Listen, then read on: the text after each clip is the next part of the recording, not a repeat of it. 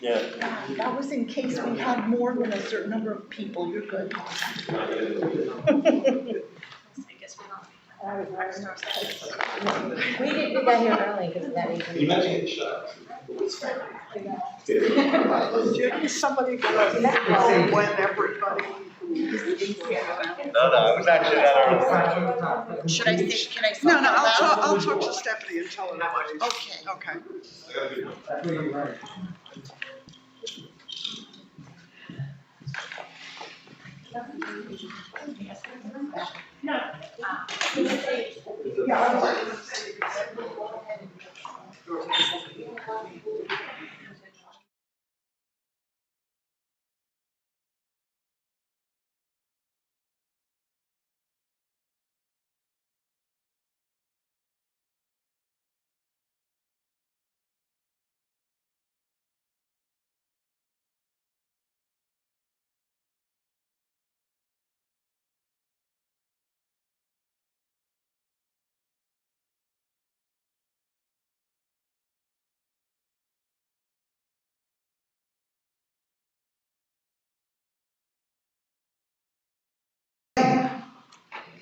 Are we ready?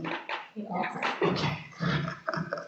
First of all, on behalf of the League of Women Voters, which is Linda Devon Sheehan, who's doing the timing, myself, Lisa Scott, we do not reside in the Hauppauge School District, but very nearby, and we love the community, and we're glad you're here, and we're glad that many, many more people can watch this in the comfort of their homes over the next week before you get a chance to vote.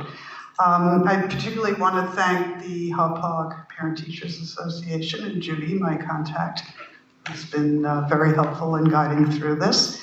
What I'd like to do is just tell you a little bit about the League and also about what the rules and the guidelines that the candidates have agreed to are, so you can follow the proceedings. The League itself is a 100-year-old nonpartisan organization that encourages the informed and active participation of citizens in government. Nonpartisan means you don't support or oppose candidates or issues, which is very difficult in many situations. I can't have a sign on my lawn. I can't put a bumper sticker on my car because I'm identifiable as League. I'm involved in the county league as well as locally. The League does frequently moderate debates, and we present public information meetings to educate voters, because again, that's a key role. Since last year's school board and budget voting, which I'm presuming you all did your absentee ballots on and was a challenging time, due to COVID-19 for everyone around the world, our schools and students, our children, in many cases suffered educationally and many socially and emotionally. Messaging from the highest levels was confusing to many people, and science and medical professionals had to learn about the virus as it devastated us, leading to changing advice and protocols. Safety for our students, but also essential workers, including faculty and staff at schools throughout the country, was a core issue. But different schools and administrations responded in different ways. We've seen and experienced how the differences in ability to learn among our children and their diversity, which reflects our national mosaic, should be considered when planning learning techniques and experiences in the future. Regarding tonight's debate, every eligible voter in the Hauppauge School District needs to learn about the candidates so they can make an educated choice next Tuesday or before if they're voting absentee. Tonight's questions reflect the concerns of Hauppauge community members who emailed them last week. We reviewed several dozen questions. Unfortunately, you won't be here till 10 o'clock, so we can't ask them all, but we made a lot of effort. It took a long time to try to cover the topics raised in a comprehensive way. So that everyone in the room and viewing virtually understands the moderator's questions, we have shortened and clarified some of the questions in the topics. We, the League of Women Voters, were responsible and continues to be for topic selection and the wording of questions. I have more questions even now than probably will fit into the time, so I will have to be a bit selective as we go through. Candidates are encouraged to share their strengths with voters to build their case. Personal attacks are out of place in any debate. There are no rebuttals allowed during the question period. The candidates are encouraged to revisit any such issues during their closing statements. The candidates have drawn lots to determine their order of speaking, starting with their 3-minute opening statements. And the order starts at the left of the dais and continues this way. Questions are asked of all candidates in a rotating order, which means that the second position gets the first actual question, and I will actually mess it up at least once, so wave your hand at me if it really is your turn. The questions will have 1-minute response time, and again, Linda will hold up cards, and at the end of the minute would be ringing a bell and holding up a stop sign. Okay, and we ask that the candidates just finish their phrase or sentence and not go on at length, but make notes so that you can revisit that at the end in your closing. The closing will be made in reverse order of the opening statements. The audience in the room is asked to refrain from applause or verbal comments during the debates. Signs are not permitted since this is a nonpartisan event. Remember also, any noise you make will be picked up on the microphones, so I don't want to shame anyone. Turn off your phones, silence them. If you need to use your phone or expect something, just step out of the room and then come back when you're done. No photography is permitted unless it was already approved. And I'd ask you all to rise for the Pledge of Allegiance. I pledge allegiance to the flag of the United States of America and to the republic for which it stands, one nation, under God, indivisible, with liberty and justice for all. Thank you.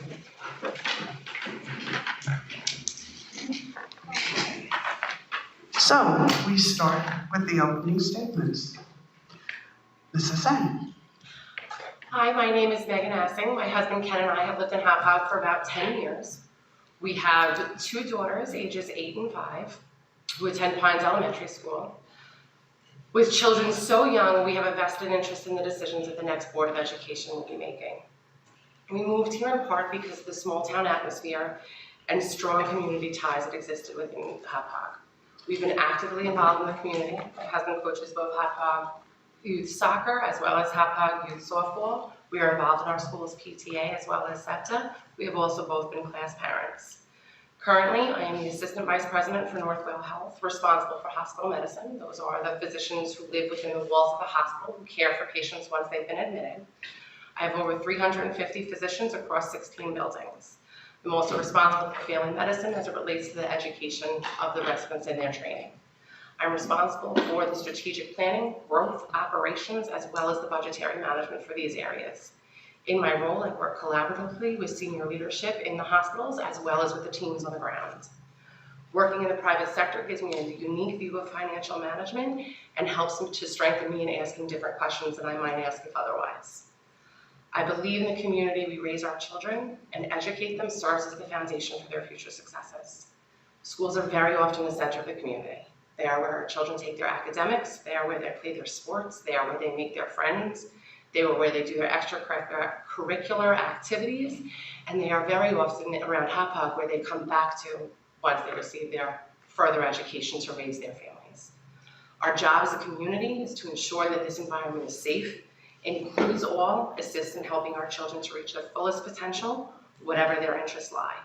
Hauppauge over the past few years with the current Board of Education has supported increasing graduation rates, increasing access to BOCES, increasing access to AP and IB exams. We are moving in the right direction. We need to continue, though, to pursue excellence in all areas. My professional experience working in a collaborative environment where I have successfully developed and executed plans would be an asset to the district. Things I continue to focus on are keeping our class sizes small, the amount of programs that we have to offer our children, reaching our academic goals, continuing partnership with BOCES, improving communications to the community, as well as receiving feedback from the community. This year, we've been forced to look at new ways to get information to the community and to receive feedback from the community. Working in the private sector offers me a unique opportunity to look at things from a different lens, to look for different options. While the Board of Education is responsible for the achievements of the district, it is just as responsible for its shortcomings and must work to make up for them, for the benefit of all of our children. Having such young children in the district, it is imperative to me that we continue to strive for excellence, meet our goals in all of the areas that impact our children and community. And if you'd like, we can clap for each candidate as they've done their introduction.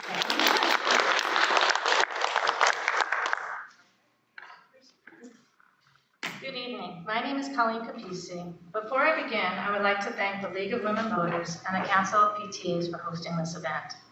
I would also like to thank those watching for taking the time to get to know myself and the other candidates. My husband Nick and I have been residents of the district for over 15 years, and we have 4 children. Colin and Devin are college students, while Griffin and Ryan are students at Hauppauge High School. The Kapisis are a family committed to our community. I have served on numerous district committees.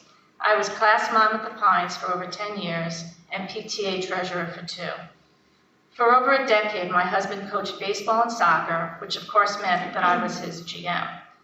We usually had at least 3 teams a year. We volunteer at our church. My boys are scouts in Troop 343, and we are active parent members. Last spring, Griffin and Ryan raised money to celebrate the class of 2020 with a portrait gallery along Lincoln Boulevard. They will soon install the 2021 gallery, and they hope to make it an annual Hauppauge tradition. My professional background is in audit, public finance, and government. I hold a CPA license, and I am an attorney. I began my career with KPMG.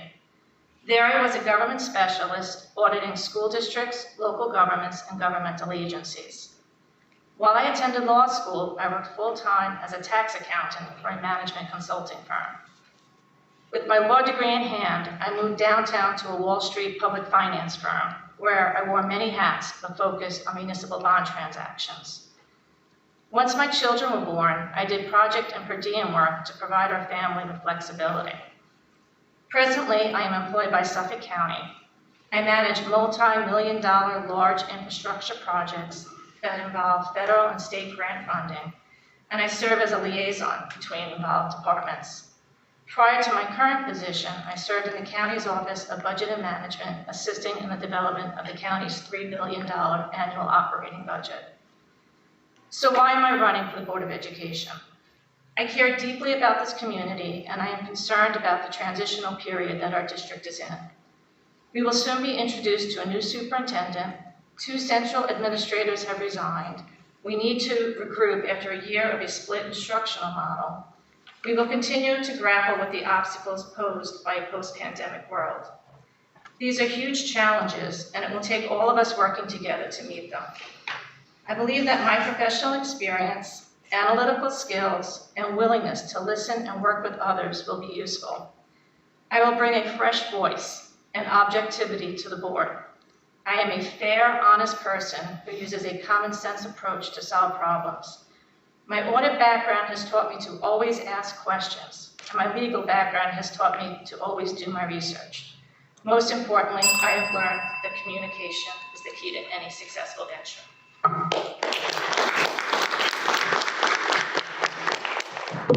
Ms. Salvia? Good evening, everyone. I would like to begin by thanking the League of Women Voters for moderating the event and to my fellow candidates for being here as well. My name is Gemma Salvia. I'm running for a seat on the Hauppauge Board of Education, and I'm very grateful for this opportunity. My husband, Victor, is a New York City retired police officer. My son, Anthony, will be graduating college next month, and my daughter, Bella, is a junior at Hauppauge High School. I've been a proud resident of the Hauppauge School District for 25 years, and I'm here tonight because although I recognize Hauppauge's strengths, I know we have not reached our full potential yet, and I believe I can help us achieve so much more. I started my career in education teaching in a private school in Jamaica. After a few years, I accepted a job in New York City Public School in Queens, working with middle school students in math, reading, and English. After several years of teaching, I became dean of students for 8th graders in the same school. I was commuting from Hauppauge to Queens each day, and after 10 years, I accepted a job as an assistant principal in a middle school in Patchogue before becoming an assistant principal in my current district. When the district underwent some reconfiguration 2 years later and moved from a junior high school to a middle school model, I became principal of my current building. I've been there for the last 19 years. There are 1,100 students and approximately 125 staff members that I work with each day. I work closely with building and district level chairpeople on curriculum, best practices, and budgeting for each school year. I'm currently on the safety and summer planning committees, as well as member of the equity team training and president of the administrators union in my district. I'm an active community member and parent in Hauppauge. I've been on the high school PTSA executive board for the last several years, PTA treasurer at the middle school, class mom at many years at the Pines, and served on several committees, including the Tri-State Consortium as a parent representative.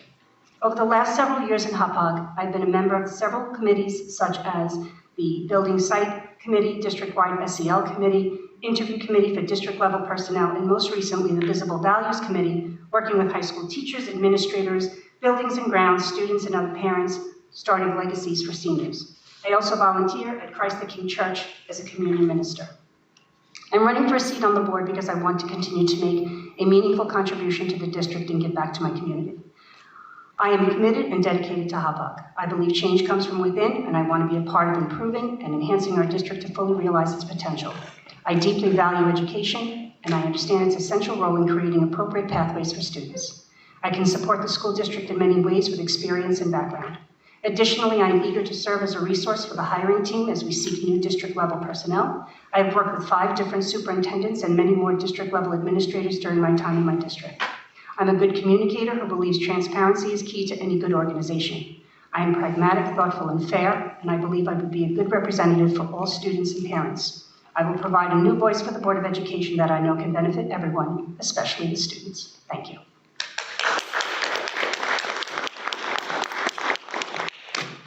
Mr. Buscarino. Thank you. I want to start off by thanking everybody here for coming, and for all those of you watching at home for tuning in. Thank you for hosting this event. My name is Michael Buscarino. I've been a resident of Hauppauge since 2005. I live here with my wife Nicole. We've been married for 17 years. We have 5 children currently in the district. Mackenzie, my oldest, is in the 11th grade. Colin is in 9th grade. Aiden is in 7th grade, Ryan is in 5th grade, and Caitlin is just starting off her career here in Hauppauge, and she's in kindergarten. So, if you haven't figured it out, I have a vested interest in where this district goes. I've been here on the board for 6 years, and I hope to continue that legacy for many more years, because I truly do have a vested interest in the direction this district goes. Personally, I've been a police officer for 23 years. Most of them have been here in Suffolk County. Most of my career worked in Huntington as a patrol officer. I was fortunate enough to be snatched up from patrol and given an opportunity to be an instructor in the police academy back in 2016, where I worked for several years before I got promoted to the rank of sergeant.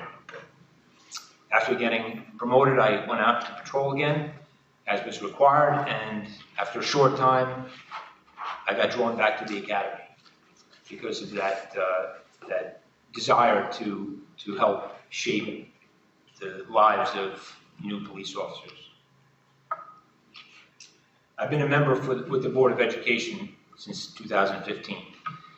So what started that journey for me back in 15 was the need to see a shift in this district to focus on students, because I felt back in that time that's one of the things that this district lacked. And I've remained focused on that for the past 6 years and continue to do so and hope to be able to do so in the future. As a member of the Board of Education, I've sat on such committees as the Audit Committee and the Safety Committee, drawing on my expertise in my field. It's been an extremely rewarding experience sitting on the board and having a front row seat to the direction that this board has and administration have brought this district in the past few years. I want to continue to hold that seat and have a seat at the table for the great things that this district has to offer in the future. Thank you very much.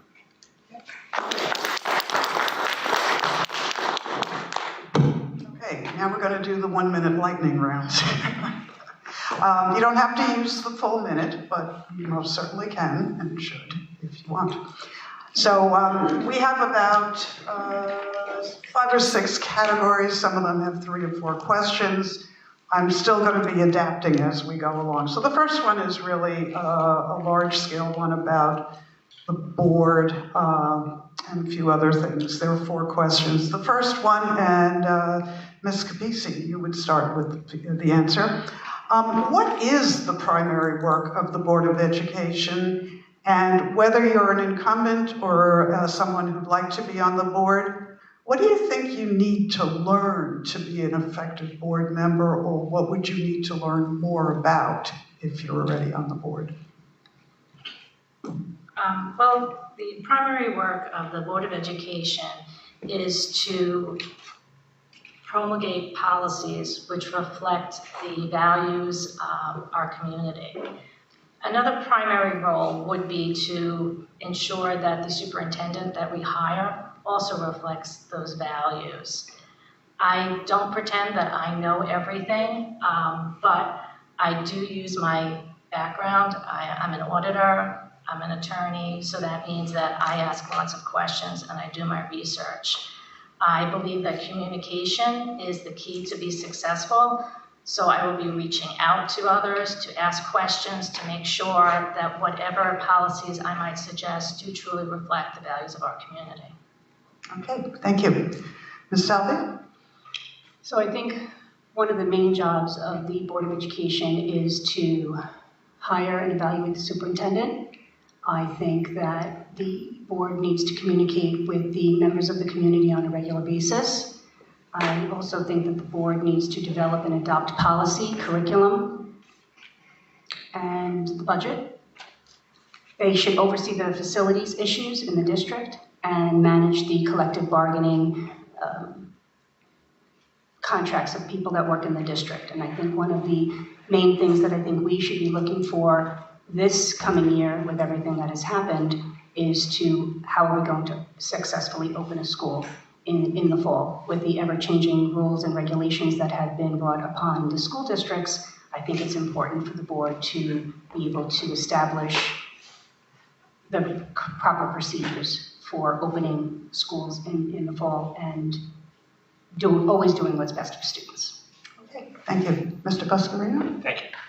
Aside from obviously putting forth a budget that's balanced and responsible, which is one of the primary goals of the board, to me, one of the secondary and probably even more crucial to the community members is setting the goals of the district as a whole. How do you do that but reaching out to the community members and finding out what their needs are and working collaboratively with administrators to set goals to meet and achieve that which the community wants. Okay, thank you. Ms. Dassey? The Board of Education is responsible for setting the policies within the district. One of the things the Board of Education will be doing over the next couple of weeks is hiring, hopefully, a new superintendent who will roll out the policies that the Board of Education sets. Board of Education, as said before, is also responsible for setting the budget for the district, which is what we will spend and how we will spend it over the next coming year. What would I need to learn? Being a parent of very young children in this district, there would be a lot of things I would need to learn, and part of that is the reaching out to the community around me. What's working well? What do people feel that we need to strengthen? What do people feel that we need to change? Again, communication and getting feedback, I think, is the most valuable thing that any of us could do while entering a new position. Okay, thank you. Next question starts with Ms. Salvia. What are Hauppauge School District's strengths and weaknesses? I think one of Hauppauge's strengths is the ability for people because it's a close-knit community, for people who are in it, that they know each other, that they support each other. I think being a part of this district has allowed people to come back after school and work within the community. That, Hauppauge has a huge history of many generations that are here. And I think that's a huge strength, and that says something for the district. I think one of the weaknesses is that not everything is one size fits all. And I think we need to take a look at some of the programs that we have in place and make sure that there is opportunities for all students to be successful upon graduation and within schools, elementary, middle, and high school as they go through their career. Okay, thank you. Mr. Buscarino? Thank you. I think one of the main strengths of this district is the community. They're very passionate and vocal, and that is very much appreciated. I think if I had to target a weakness, I would love to see this boardroom filled with community members in person, hearing firsthand what happens in the goings-on of this district. I think a lot of information gets disseminated out there on social media, and sometimes that's not always the most accurate means to collect and gather information. So if it was a weakness, I would say take firsthand knowledge and that opportunity to gather your information and your intelligence firsthand. Okay, thank you. Ms. Hassing? Sure, I think the strengths, as said before, of Hauppauge are the close-knit community that it is. The fact that so many children come back to raise their families here speaks to the education that they received as well as the community that exists here. I think the strengths have been how this Board of Education has focused around the children and around assuring that we continue to grow.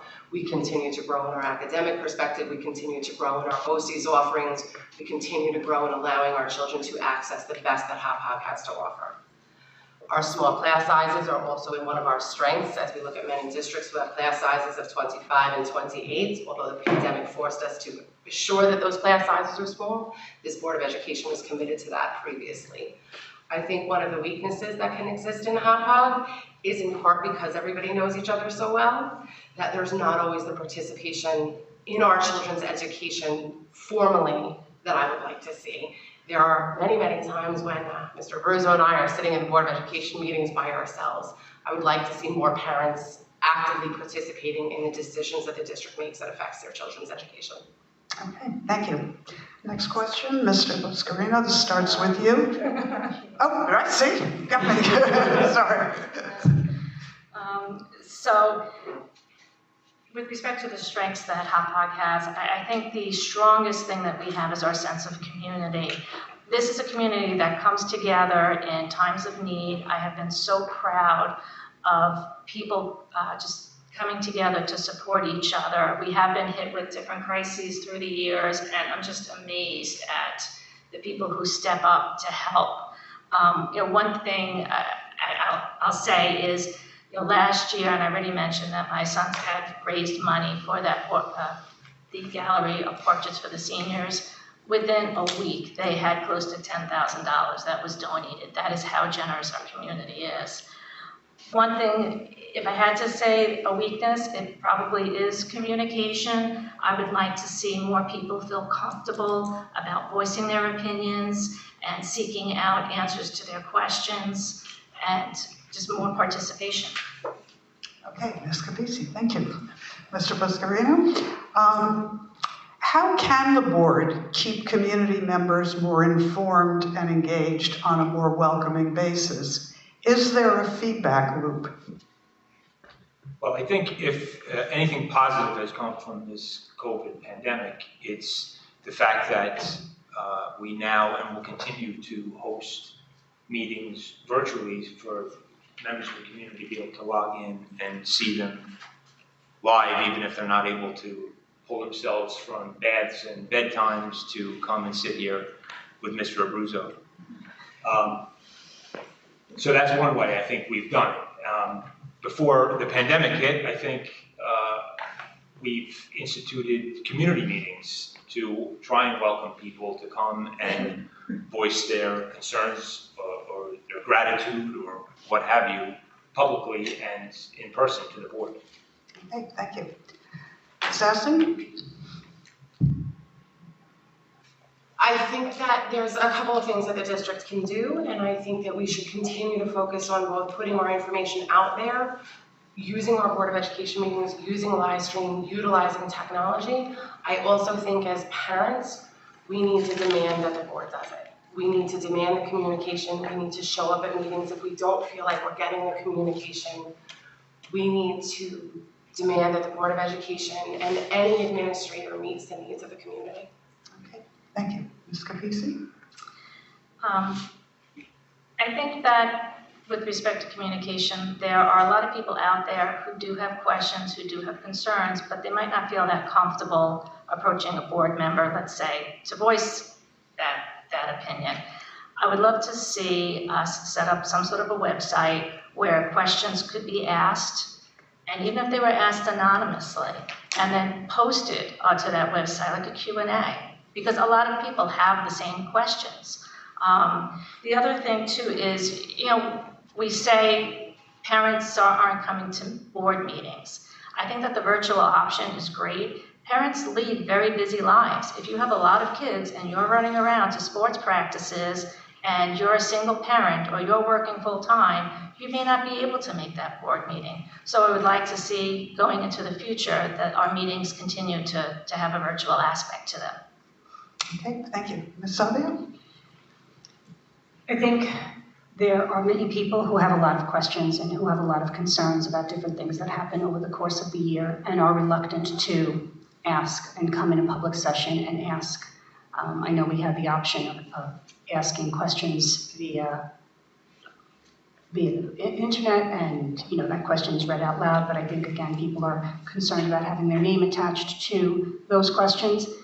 I think one of the ways that we could possibly increase that communication, there are 7 board members, to do maybe office hours, where every board member takes a day of the week and posts, between, 3 and 5, whatever's convenient for them based on their schedule and can vary week to week, just for that opportunity for people to be able to find that avenue to communicate with board members and for board members to be visible in different areas, different things that take place. There's always something going on in the community. So I think we, as a board member, you would be able to be there so people have access to you.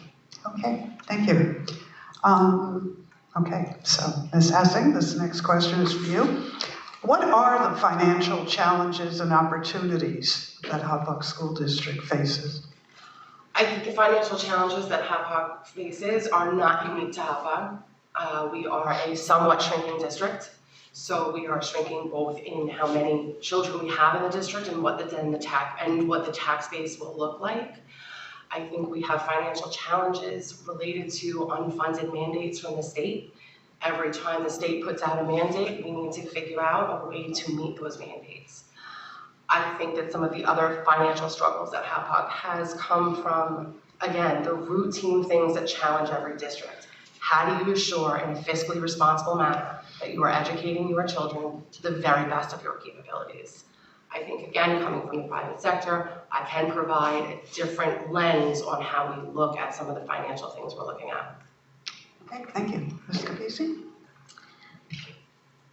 There are numerous financial challenges that face any school district. When you're looking at budgeting, it's important that, it's actually required that your revenues equal expenditures. It's a very basic formula. So when we talk about wanting to provide additional programming to students, well, the money has to come from somewhere. It then would have to be a cut in an expenditure somewhere. So anything we want to add is going to have the difficult question of, well, where do we take it from? With respect to revenues, there are other sources that we could look at. We have all of these fields out here. How about us having tournaments and charging teams fees? That might be a way to offset some of the other program costs. And again, it's important that we remember that to add those programs, we do have to look for other sources of revenues or find an expenditure cut somewhere. Okay, thank you. Ms. Salvia? So I think some of the financial challenges that any school district has faced, including Hauppauge, is not knowing what that state aid money is going to be. I think, I'll just give an example with this past year. We weren't sure what monies we were going to get, what money we were not going to get. The state said that there was going to be cuts up to 20% or more, and that can devastate a budget and what that looks like. That means people, that means programs. So I think those are the challenges that we face, is the not knowing what we get from state aid and the timeline that we're given for those finances. And I think we should look at the different opportunities that we were given this year with different funding that came from different grants that are available to us as a district, and take a look at those and see how we can utilize them to the best of our ability for the sake of our students. Okay, thank you. Mr. Puscarino? Thank you. As some of the other candidates stated, on the surface, some of the challenges that we face are the tax cap, rising costs of materials, and particularly post-pandemic, the world we live in, unfunded mandates, like some have stated.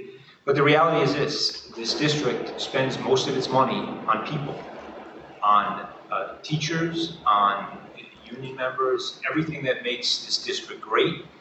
And that's where most of our money goes. So what has this board done, and hopefully will continue to do, is look at where that money goes and how it gets spent. We've extended contracts with many of our unions to give an opportunity to project the money that we're going to need, not just 2-3 years in the future when contracts expire, but 5, 10, 15 years in the future, to give the opportunity for future boards to have consistency and expectation where that money is going to come from.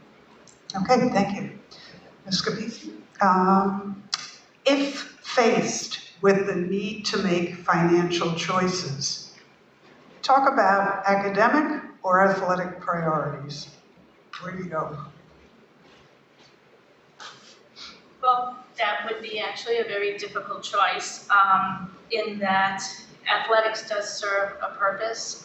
It's a social and physical outlet for our students, and it is a source of pride for our community.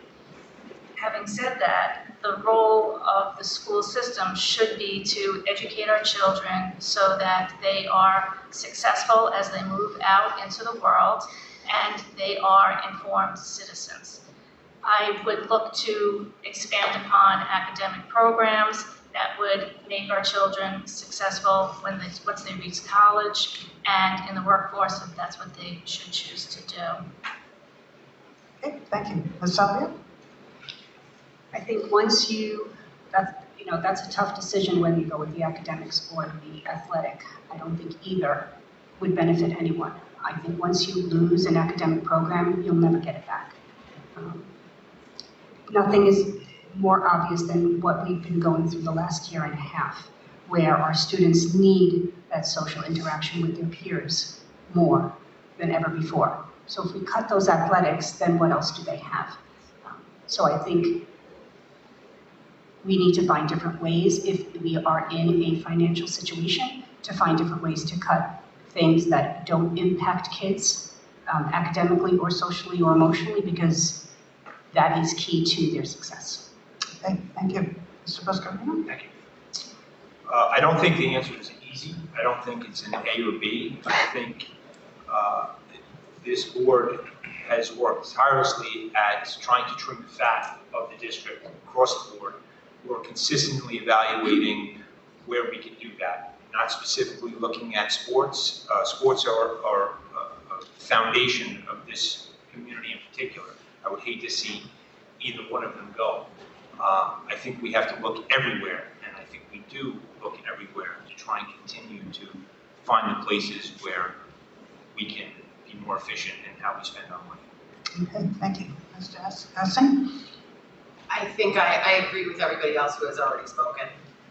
Choosing between academics and athletics at this point in time, there is no choice. You have to figure out how to balance. It may be looking at paying for things differently related to athletics again, utilizing our fields, how many people use our fields, how many people pay to use our fields. You may need to look at it differently, but I don't believe you can create and develop successful human beings by saying it's a one or the other. Every child's needs need to be met, and we need as a community to figure out how to raise responsible citizens for the future. Okay, thank you. Ms. Sally, the next one for you. What were the biggest challenges this school year, 2021? What have you learned from them? I only get a minute. Make notes for the close. There's a lot on that one, I know. Well, I think one of the biggest challenges that we have seen is that students more than ever need that interaction with their peers. I think they need to be with each other. Nothing has shown us more than that. Students need to, there's been some learning gaps that have taken place over the year, and students need to be able to fill those gaps as they proceed through their years here at school. So I think finding the way we need to address the social emotional needs of our students, the interactions that they have, getting back some of the things that they missed out on, and being a part of the community and being with each other is more important than ever. Thank you. Mr. Buscarino? I look at that question in two ways. The challenges for the people that run this district were formulating a plan to safely get every student that wanted to come into school in person to do that. I think the administration did a phenomenal job doing that. They worked tirelessly with community representatives, unions, central office to make sure that that was possible. So that was a challenge. For the students, trying to get used to school as they've never seen it before. And I think in that regard, like Jem said, we haven't still seen the effects of the lasting effects of that, what that may have caused for our students. And we have to be mindful of that and the social and emotional needs of those students. Okay, thank you. Ms. Essen? The challenges for this year were huge, and I think there will be challenges to come in future years. I think the notion that our children will go back to school next September and have it look like it did 3 years ago is more likely than not going to happen. So all of the planning that we did last summer, Hauppauge was one of the few districts that went back live full-time, every student if they wanted. All of that planning is going to have to be done again with unknown guidelines, unknown recommendations, and unknown exactly what September will look like. How do you teach a kindergartner to share when they're 6 feet apart? How do you ensure that the graduating seniors receive their rites of passage and get to do all of the things they've been working and building toward? I think the challenge that we had in 2021, we met, and I think as a district we met it well. I think we now need to begin preparing and looking at what the challenges of the next year may bring. Okay, thank you. Ms. Kapisi?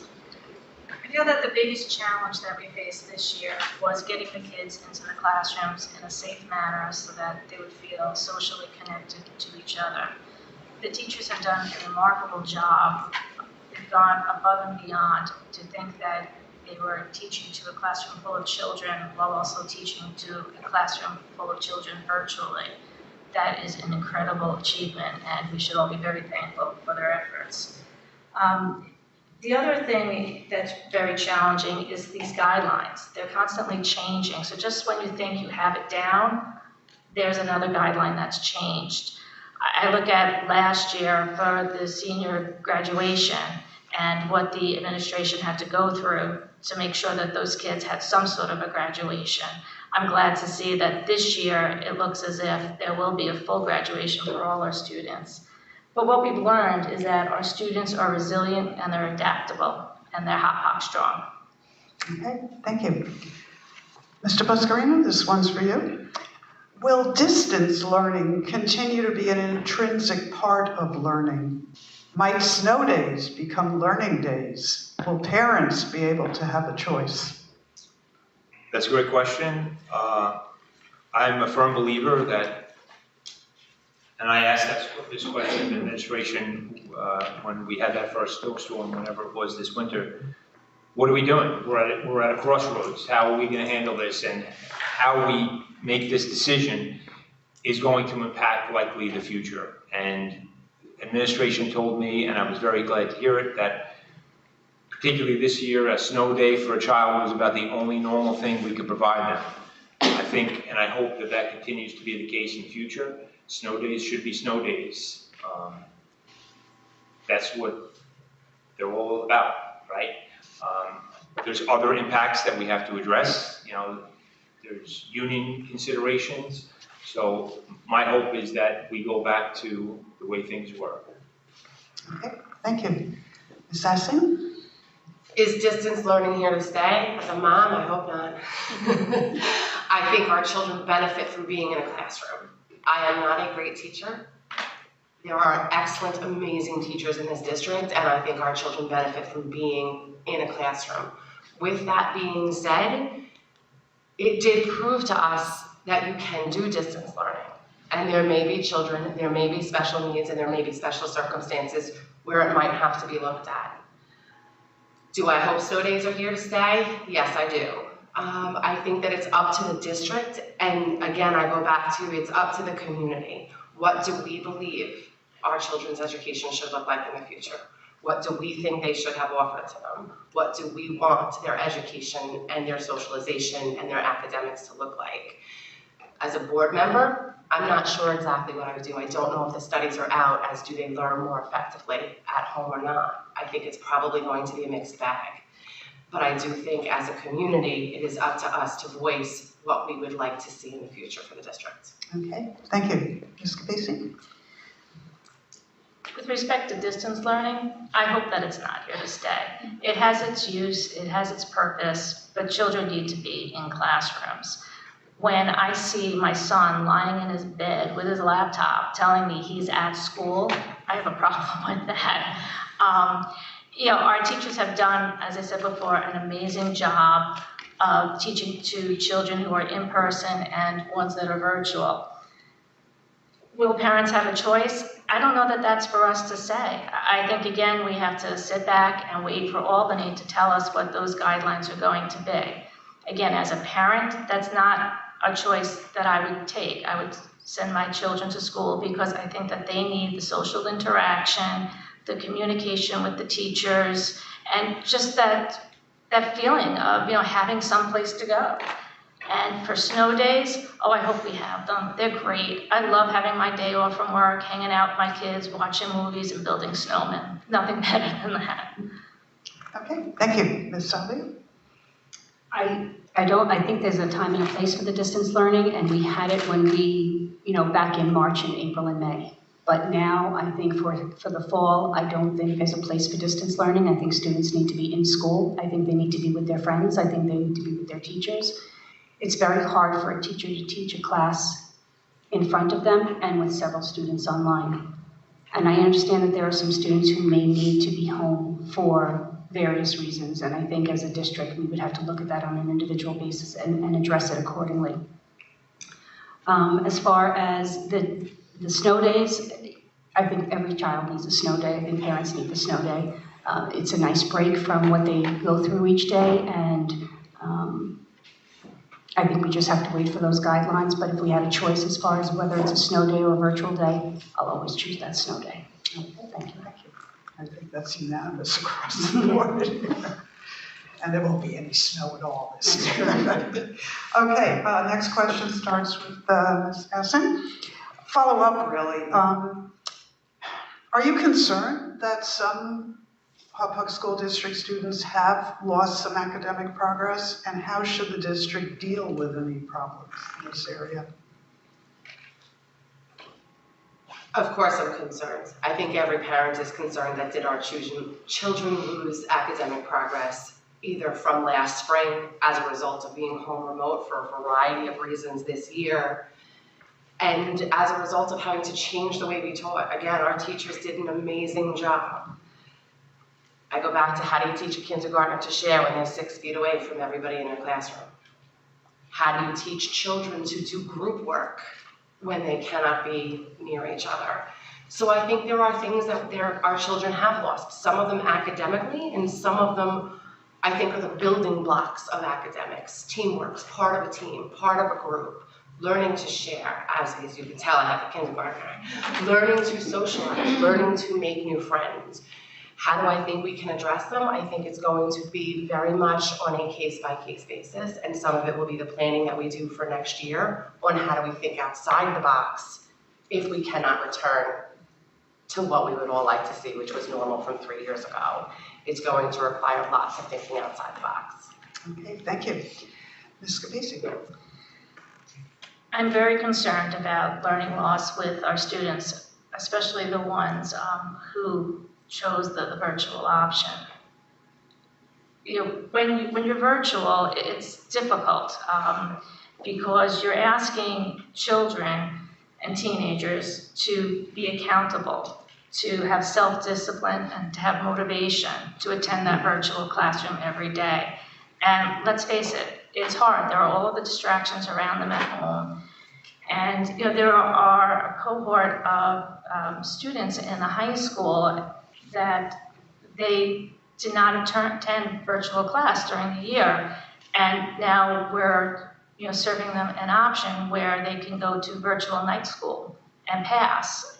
I'm concerned about those kids returning to the high school next year and the gap that has to exist between them and the students that were there, all the time. So I hope that we're able to utilize some funding to provide some extra resources and assistance for them. Okay, thank you. Ms. Selby? The district received money this year. A lot of districts did. Hauppauge received about $4 million, and some of that money can be used to bridge the gap of student learning. And I think we need to, as a board, needs to look at those funds and how we can allocate those funds appropriately to bridge the gap of student learning, to allocate money for programs that teachers can use and tools for teachers to use to help them with their classroom. I think some of that money can also be used for a summer enrichment program to help students with literacy, with math, with reading, with any of the deficits that they had during the course of the year. So I think with that $4 million, I think can help a lot starting the summer and into the school year. Okay, thank you. Mr. Buscarino? Of course, the loss of academic progress for any student in the district is a concern. Ways that I feel we can address it and ways that we have been addressing it are hiring support staff that are desperately going to be needed once we get those students back into the schools in September, in addition to making sure that there's funding available for summer enrichment programs. As we have in past few summers, we always have those programs running and hope to continue to do so. Okay, thank you. And just a little more follow-up on that. And this one starts now with Ms. Kapisi. Because clearly, most of you have alluded to it, there needs to be some access to technology, to remote learning, even though most of you have said that it's really not the ideal way to do it. What provisions have or should be made for unequal access to computers or Wi-Fi or students who have learning disabilities? We've all seen reports on kids falling asleep over a tiny iPhone that they're spending 6 hours on, or the school buses that are fitted with Wi-Fi and cruise the neighborhood. So what can be done or should be done, or is it needed in Hauppauge? It is my understanding that in Hauppauge, every student has been provided with the tools to access Wi-Fi, in that I believe it's all of the high school students have received Chromebooks, as well as the middle school students, and I believe that there's a mix between iPads and Chromebooks among the elementary school students. So I don't think that in terms of provisions that we're at a loss there. But I do think that with respect to learning loss, or whether technology is the best way for our children to learn, we shouldn't rely on it so heavily. Our children are spending a lot of time in front of those screens, and they're not interacting with each other. while it's important for them to learn how to survive in a world that's going to be tech heavy, they do still need to develop interpersonal skills. So I think that we have to find the right mix between the two. Okay, thank you. Ms. Selby? Hauppauge is one of the few districts that went with the one-to-one ability for students to have computers. And I think they did an excellent job making sure that computers and Chromebooks were available for students and for the district to purchase when every other school district was trying to do the same. So I think that was very well done, and I think our students utilize those Chromebooks and iPads on a daily basis. I think the virtual piece of learning comes, are in small doses. So, I know my daughter got quarantined back in November and she had to spend 10 days at home. Without that ability for that virtual learning, I don't know where, how much progress she would have made getting notes from the Google Classroom or from a friend rather than being able to live stream into her classes. So, there is that piece of it, but that should again be in very, very small doses. Okay, thank you. Mr. Buscarino? Thank you. One of the reasons for our success was the ability to have a device of some sort in each student's hands through the majority of the pandemic. That didn't happen by accident. This board, this administration is very, very forward-thinking. They're not thinking about what are we going to do next year, next September. We're thinking about where are we going to be 2, 3, 4 years from now, and how are we going to continue to sustain programs and initiatives that are in the district, one of them being the one-to-one iPad or Chromebook or what have you. But there's still places that we can improve. So once we have the devices in the kids' hands, again, forward thinking, is our network going to be able to handle it? How do we need to improve the infrastructure of technology to be able to sustain all of these additional devices drawing on the network? These are conversations that are not new, they're happening all the time. Okay, thank you. Ms. Epson? The provisions the district had to make, again, had started long before the pandemic hit. As Mr. Buscarino said, you don't get one-to-one devices in the time frame that we got them without having the forethought that our departments did with previous years. Network connectivity, network upgrades, some of them, I believe, if I remember correctly, are already planned in for the budget for next year to upgrade again the network to assure that we continue to support the devices if we were to need them. I think the provisions and the things the Board of Education needs to continue to plan for is how do we continue to adapt? What is the right balance of technology? What is the right uses for technology? How do we use it the most effectively to help aid in our children's education, not to educate our children? Okay, thank you. Ms. Selby, what are your thoughts on the ranking of Hauppauge Public School by media outlets and how that could affect perception of the district and home values? What are some changes that you would suggest to help the district climb in such rankings? I don't think that the district should put all of their value in those reports. Hauppauge is a great school district, and there are a lot of wonderful things that are taking place each and every day for our students and with our students that are not noted in a news report, in a magazine, in a data chart. And to rely on just that report doesn't give credit to a lot of the hard work that teachers and students and parents put in each and every day with their children, for the children. I think, having a successful school doesn't just encompass what's written on a chart or in a data information, but I think the success of the school relies on what the kids are able to accomplish on a daily basis, them feeling valued, them feeling a part of the community, and being involved in a community that they love. And those are things that you can't measure in a chart. And I think that needs to be said and seen from people within the district and people who don't live in the district. Okay, thank you. Mr. Buscarino? I think this very question was just brought up at our last board meeting. I think Dr. Kraft asked, there was a dip in this last releasing of the rankings in one of the news outlets, and it begged the question, why? We felt like we were on a good trajectory. Explain the data, and we didn't get the answer yet. It's being looked into.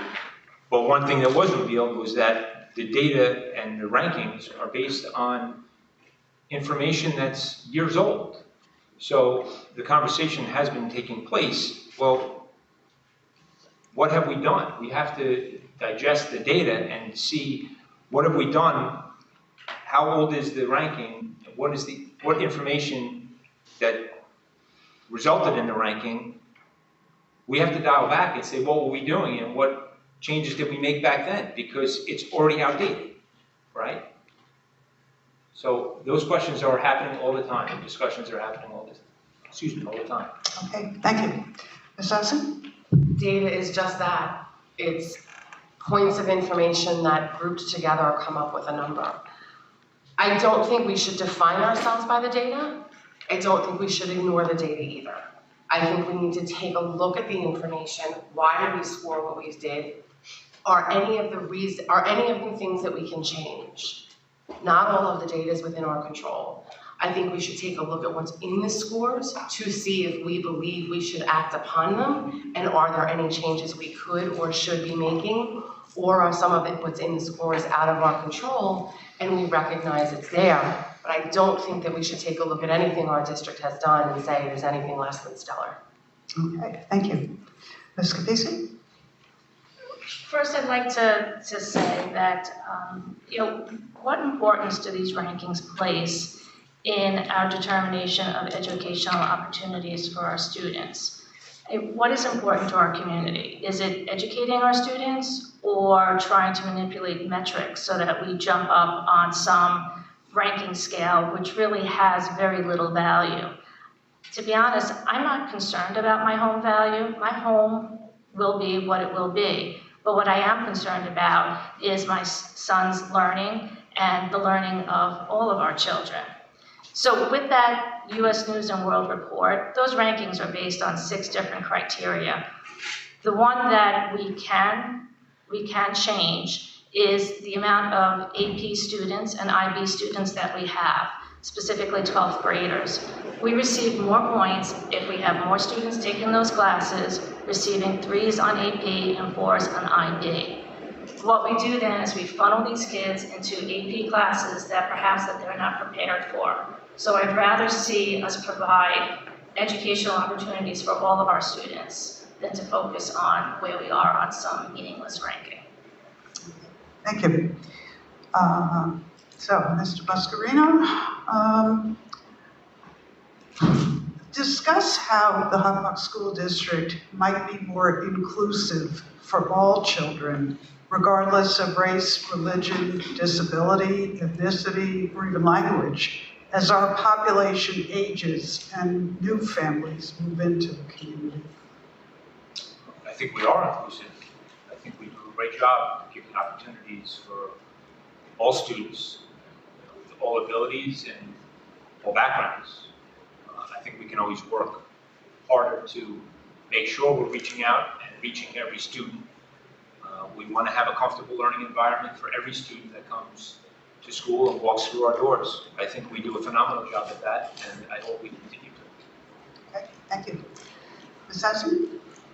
I think our goal as a district should be that every student, regardless of their race, gender, or disability, should have a sense of belonging. Every student should be treated fairly. Every student should have access to all of the wonderful things that Hauppauge has to offer. As we deal with educating and working with our children to get ready to set them out into the world, everything we teach them should be with the goal of bringing this community together. Okay, thank you. Ms. Kapisi? Our children should be taught to treat others with kindness, respect, to include all, to engage each other in conversations that celebrate our diversity. My kids have been really fortunate that they have had friends that are of different religions, different races, different ethnicities, than their own. And they've learned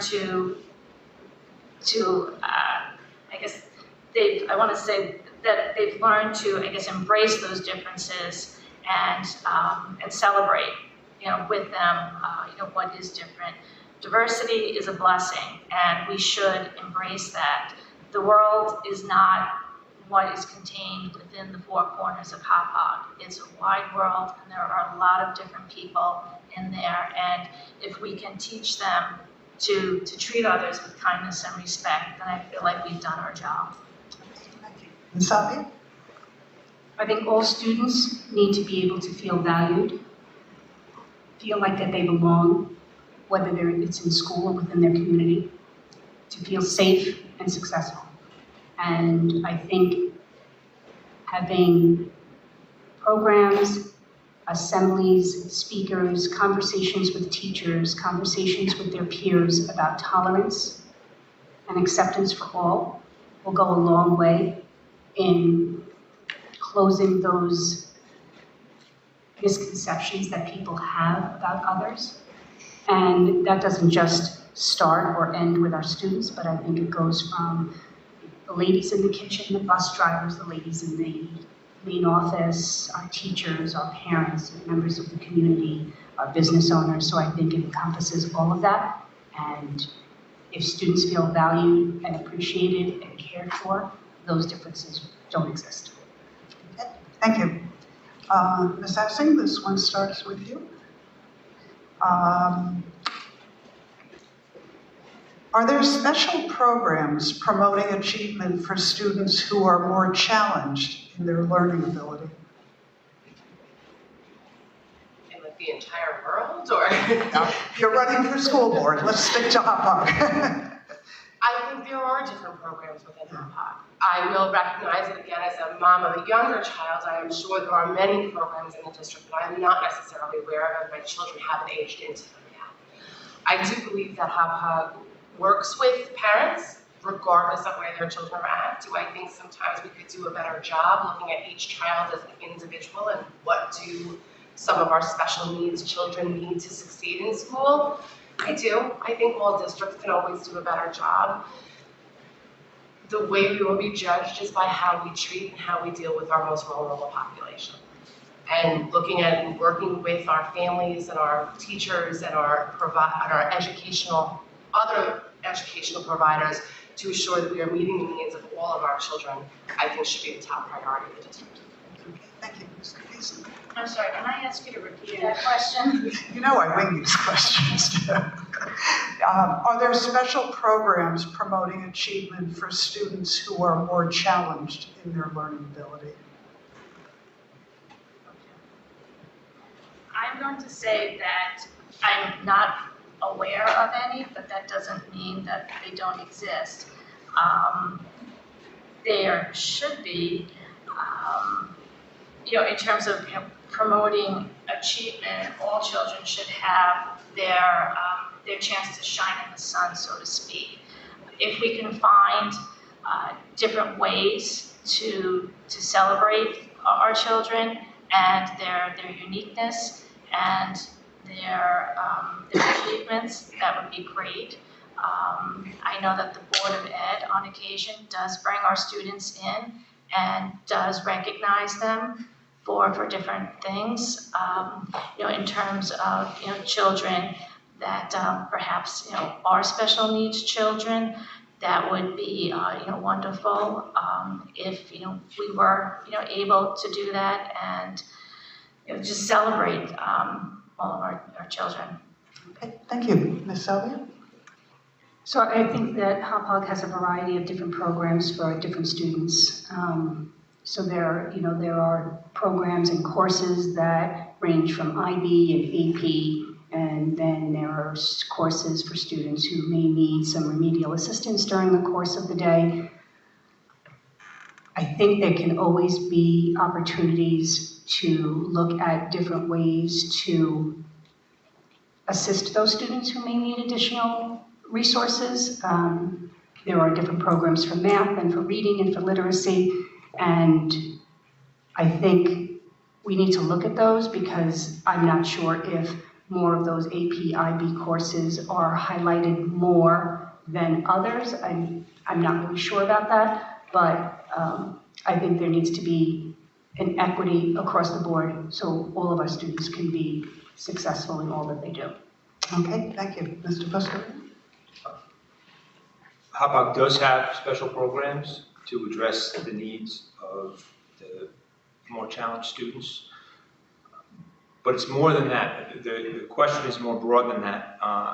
There are students that need to go off-site to require special services that Hauppauge maybe doesn't offer in-house.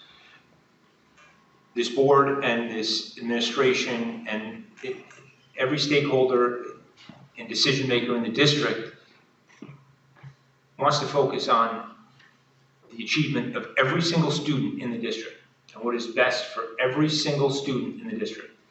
That person might not need necessarily special programming, but he might not be achieving to his full potential. We are laser focused on trying to get each student in this district to work hard and achieve their full potential and providing them whatever resources they need to do that. Okay, thank you. Ms. Kapisi, second to last round of questions. Should citizen education be an important part of the curriculum for all grades? I'm going to say, as an attorney, the answer is yes. It is very important that our children know about our foundings, about our Constitution, and how to be a good citizen. Civics lessons are very important. We are educating our children, and eventually they're going to go out and be able to vote. Just like all of us here in this room and watching will be able to go vote in our Board of Education election. It is important that they know that before getting into that voting booth or putting their Scantron through, that they take the time to learn about the candidates, what they stand for, and whether or not those candidates hold up the values that they hold, that they deem to be important.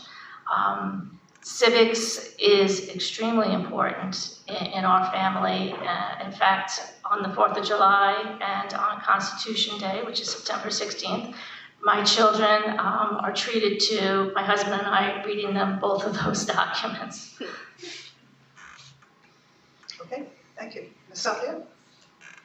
I think citizen education needs to start as early as possible in elementary school. I think students need to be aware of how government works, what different officials do for a living and what their job entails. I think having people who live and reside and represent Hauppauge or Suffolk County should be a part of that conversation with students. I think having, hopefully it's starting in the fall, that those people come in, and I think students need to have conversations with elected officials and understand how government works and what they need to do to be a part of that. Thank you. Mr. Buscarin? I believe these conversations happen in the classrooms regularly, and I think they're important conversations to have. I think they need to be monitored. I think it's important that students learn that they can voice their opinion in a safe environment. I believe that the moderators or teachers that direct those conversations, I believe it's imperative that they remain neutral. We shouldn't know, students shouldn't go home knowing what a belief of a teacher is, or anybody that represents this school district. But that's not to say that those conversations shouldn't happen. Of course they should happen. It's the foundation of who we are and how we became this great country. Okay, thank you. Ms. Saxon? Sure. Yes, I think civics should be taught in all grades. I think we need to, as a district, make sure that we are doing it at an age-appropriate level. What each child needs to learn, every grade should build upon the grade before. To Mr. Buscarino's point, I do not believe our children should know the political views or where a teacher falls on something. They should be able to form their own thought. We look at holding our children accountable, and teaching them about civics is a way to teach them how to hold other officials and other people accountable. Thank you. Last question. Okay, and this one we'll start with Sylvia. What should Hauppauge School District be like 10 years from now if you're elected and continue on the school board for that whole time?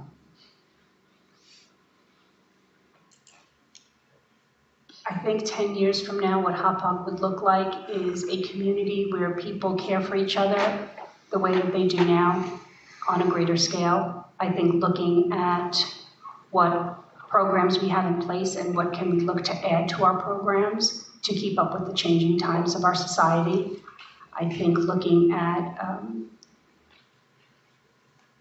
data and programs for students, app design, cooking, any of those things that maybe students might have an interest in, I think, and not having the same programs that we currently have, but adding to it and continue to add to it to keep the interest of all of our students in this ever-changing world that we're living in. Okay, thank you. Mr. Buscarino? To put things in perspective, if I'm fortunate enough to have a 10 years from now, Caitlin will only be a freshman in high school. So I will still have a vested interest in the trajectory of this district. My hope is that this district will continue to grow and provide programming that challenges every student from the highest achieving to the lowest, and just to make sure that every student does the best that they can in a safe environment with the best possible opportunity to succeed in life after Hauppauge. Okay, thank you. Ms. Dassey? I like Mr. Buscarino, 10 years from now, we'll still have 2 children in the Hauppauge School District. It should look different, but it should look the same.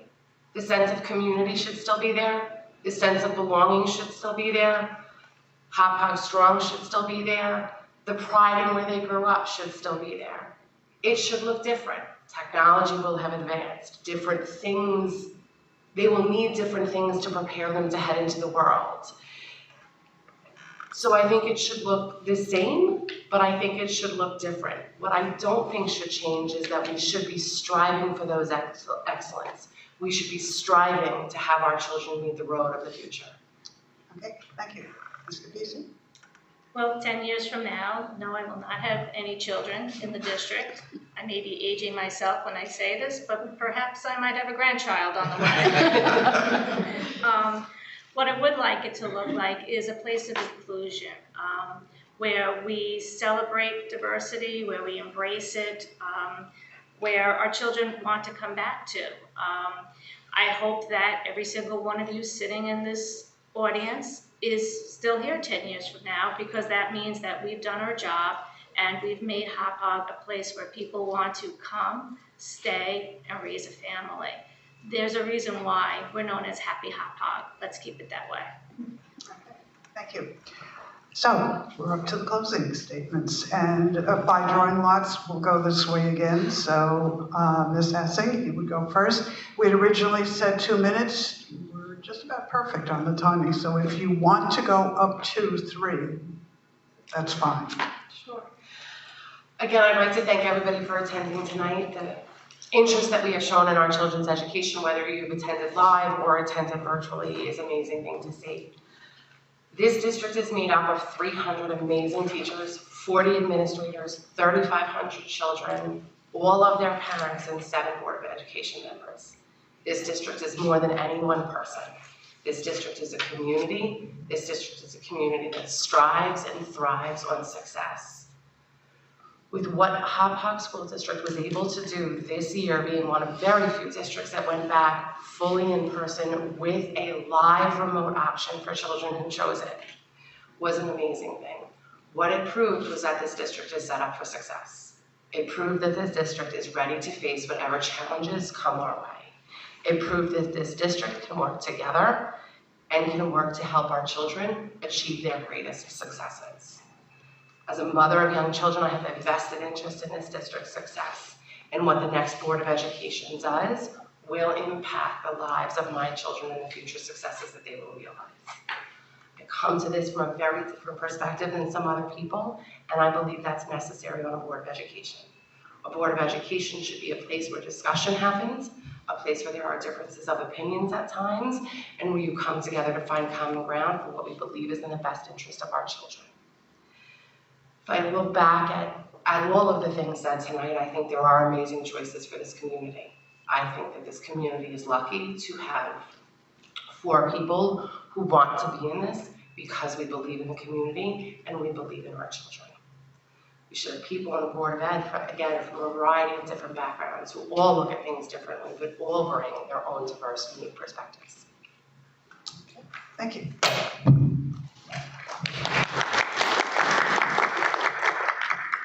Okay, Ms. Kapisi. First, I want to say thank you for spending your evening to get to know all of us candidates better. I hope you leave tonight with an understanding of who I am and my commitment to our district. There are a few items I hope that you take away. The first is that I really care about our students and our community. There are reasons why I did not run for the board before now. With 4 kids at home, a full-time job, and volunteer commitments, I could not devote the time needed to be an effective trustee. But there was another reason. As a parent, I needed time to advocate for the interests of my own children. And if you ask any of my teachers, coaches, if you ask any of my children's teachers, coaches, or district administration, they will probably tell you that I did that quite passionately. Now that I am near the end of my children's journey through Hauppauge schools, I want to direct that passion to our children, to your children. I believe every child is unique. Raising and educating children is not a one-size-fits-all model. Our children are artists, athletes, musicians. They are scientists, carpenters, writers, and chefs. Some grasp material quickly, while others need a little help. Some have confidence, others do not. We need to continue to provide educational, emotional, social, and vocational support for all students. It is our collective responsibility to provide them with opportunities to develop the skills they will need to travel their own individual path. The second takeaway is I strongly believe open, transparent communication must be at the core of everything that we do. We need to listen to parents and educators. We are fortunate that people remain in Hauppauge after their children have graduated. Their experiences and concerns are valuable and should be included as well. Over the last few weeks, I have reached out to various groups to hear what their concerns are, and I thank everyone who spoke to me. With open communication comes accountability. I will always be mindful of the trust that you have placed in me and will always be accountable to you for my decisions as a board member. Finally, I hope you have come to know me as a friendly, approachable person who always puts forth their best effort. I strive to be humble, kind, and respectful in all of my interactions. Do I know everything? No. Will there be a learning curve? Yes. But I will bridge that curve by doing my research, reaching out to speak with concerned parties, and asking lots of questions. Remember, it is your vote, your voice, and I hope that you exercise both to elect me to the Board of Education. Thank you and have a great night.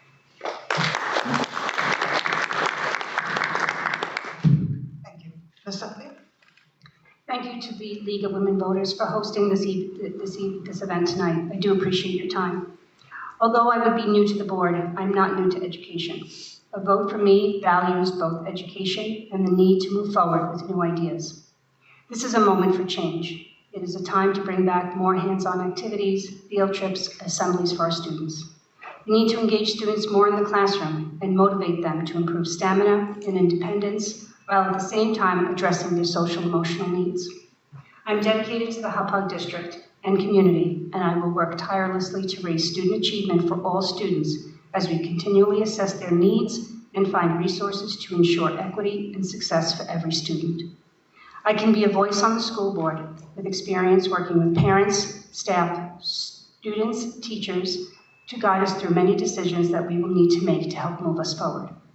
In my time as an administrator, I've dealt with turnover at various levels, and therefore can be an asset in our search for new district level personnel.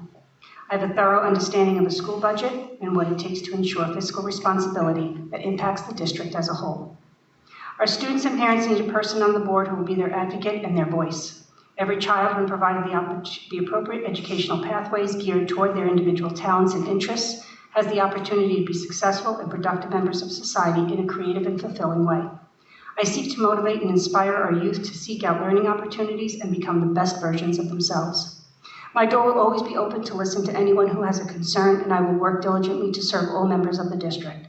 We have a great opportunity here to determine how we deliver public education. I spent almost half my life in Hauppauge, and it is time for a new voice, and it is time to make every member of this community feel proud of who we are and what we have done for our children. I will work hard to restore not only a renewed trust, but work to propel our district forward to reach our full potential. I would be honored to serve on the Hauppauge board and hope to earn your confidence and your vote on May 18th. Thank you.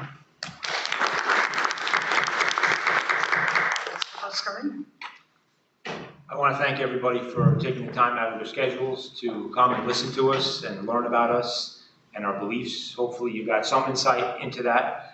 I do want to share with you a little insight into my experience having been a part of this board for the past 6 years. When I first started on the board, absolutely there is a learning curve, and it does take a year, if not even two, to get comfortable with the process and everything involved in the experience. But what I will say is, having been a part of all those meetings for all these years, one thing that always came up early on those meetings was, how can we be more like this district? How can we be more like that district? Always looking and pointing fingers at surrounding districts, how we can be like them, because internally we always thought, well, the community is comparing us to those districts, and whether it's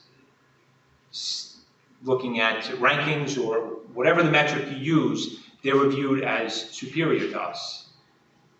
Those references don't happen anymore. They don't happen, and I can't remember the last time a reference to a surrounding district and their achievement has happened in a meeting that I've been a part of. To me, that says we're doing something right. To me, it says that those boards of educations are having those conversations about Hauppauge. That means the decisions that we've made as leaders, not only on the board, but in administration, are moving us in the right direction. That work is not done. That work is not done. It will never be done. 10 years from now, like the last question, I hope to still be trying to achieve greatness for our students. What I hope tonight is that you have the confidence in me to continue to have faith in me to represent you well on that endeavor. Thank you very much. Well, candidates, thank you for your commitment, your passion, your enthusiasm, and your pride in Hauppauge School District. And we wish you all well. And to those here and to those who will be watching this, remember you can vote absentee or you can come to this room at Whippoorwill on next Tuesday between 6 a.m. and 10 p.m. And please encourage your neighbors. Get more people involved. It can start with voting, it can end with voting, but that's what you're all saying is get more and more of the community to really be more aware and therefore proud of everything that the district is achieving. And again, thank you for the Hauppauge PTA, and the League is very happy to have been of service tonight. Thank you.